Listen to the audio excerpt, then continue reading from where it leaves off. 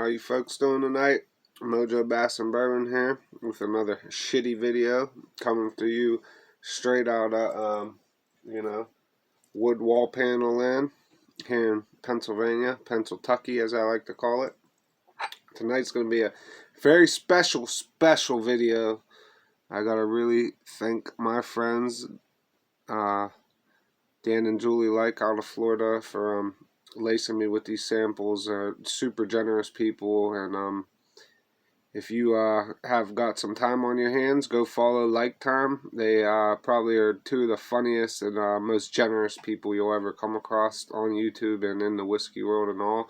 So if you're here watching my shitty video, please go and go watch their videos, because they're a lot better and more entertaining, I would say that, and I appreciate them very much. So I did want to make sure that, I give credit where credit's due. They gave me 3 different whiskeys to try. This would be the first review that I do. Impromptu review, might I add. The other, 2 I had a taste of. They provided me with a rye, an American whiskey, and also a regular bourbon, but it's a barrel pick, a Railbird Pick. That's 121 proof. Excuse my language. For the bourbon, all from Old Carter, Dan and Julie's favorite distiller, from Mark and Sherry Carter. I'm pretty sure I got that right. If I got that wrong, excuse me. But they were the people behind Kentucky Owl, the brand, and now their new brand, Old Carter, is growing in popularity, and over the years has gained a lot of reputation. They blend very good stuff. I'm pretty sure they're soon to come out with more and more of their own distillates as it ages over time, and I was able to get a sample through a trade of some batch 5 bourbon from Old Carter, and it was exceptional. And once I reached out to Dan, and they're avid collectors of the brand, they were so gracious and generous to shoot me over these samples and ask for nothing in return other than I make this review. So here I am, trying to keep my word, do the best that I can, albeit that I'm not super experienced, but I like to think I know good from bad and right from wrong for the most part.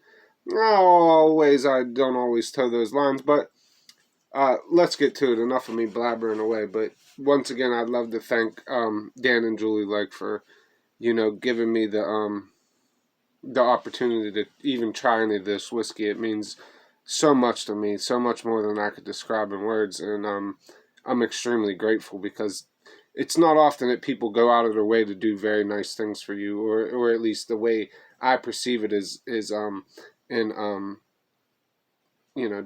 an amazing act of kindness.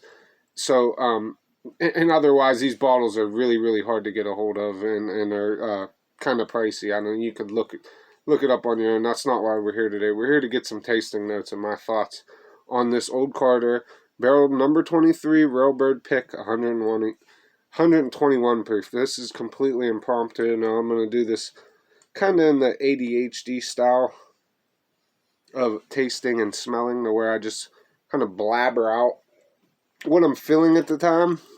Make sure all the water's out of there. I don't want to, proof this down anymore.